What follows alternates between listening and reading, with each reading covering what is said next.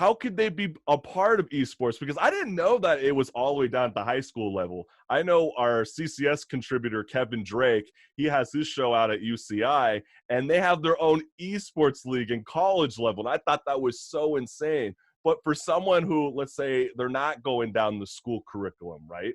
How could they become an esports, video gamer by pursuing it on their own? How do you make those steps happen?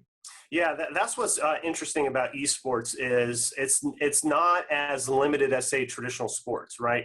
In order to become a pro, say, baseball player, you really got to start at a young age. You're going through a lot of coaching, sometimes you can, get into high school and some of your college sports and then make a name for yourself there, and you get drafted onto the minor leagues and you go on to the major leagues, but it's a whole sort of system, right?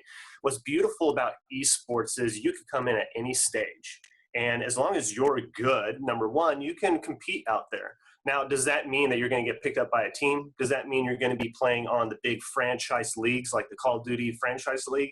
I think it just got announced here in 2020. Not necessarily. There's requirements and there's limitations. So and a lot of these big franchise leagues run by Activision,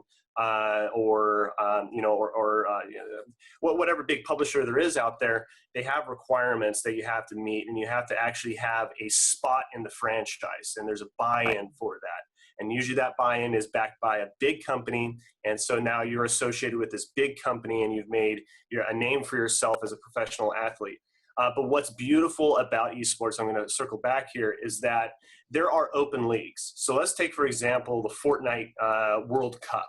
That's an open tournament. And so the kid that won last year in 2019 did not have the backing of a professional team. He was just damn good. And so that tells the world that you could be a 16-year-old wonder and rise up from the ranks. As long as you're good and you have a proficiency in the game and you have, the drive to be one of the best, you can do that, and you can go and crush it and take home X amount of millions of dollars right. and jump on Jay Leno the next day. Like, that kid was an instant rock star overnight. So the borders are not nearly as controlled in esports as it is in traditional sports. That's wild. That is so awesome. Oh yeah, I didn't know he had no backing. I thought his kid was trained, yoga, the whole nine. Trained in yoga? Wow. Is that what you said? Well, they do yoga now. All the esports, they do yoga and meditation. How do you think I got my yoga ball? That's so funny. But you were just saying, for example, with last year's winner of the Fortnite Open Cup, right?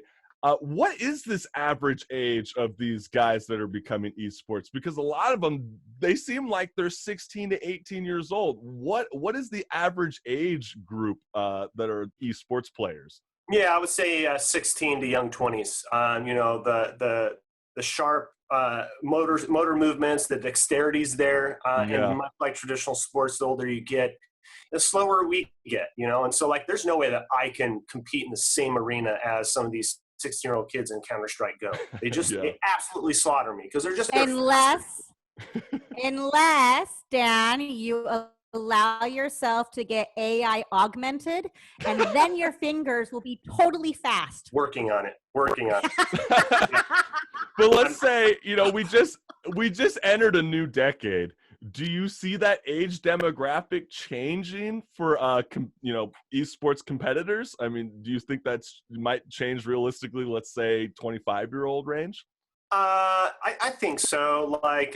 There's still some older athletes out there, hell, I mean, there is no age limit with gaming, right? There's a 65-year-old man that actually holds a Twitch channel and does really well just playing competitively and playing different games. Now, does that mean he's good in an esports arena? Not necessarily. And I can guarantee that our motor skills and our sharpness does degrade over time. So there's no way that necessarily a 65-year-old man is going to be as good as someone on a Counter-Strike. Oh, there's anomalies. I get it. But I would say you're going to see 16 to 25-year-old athletes sort of be the cream of the crop for quite some time.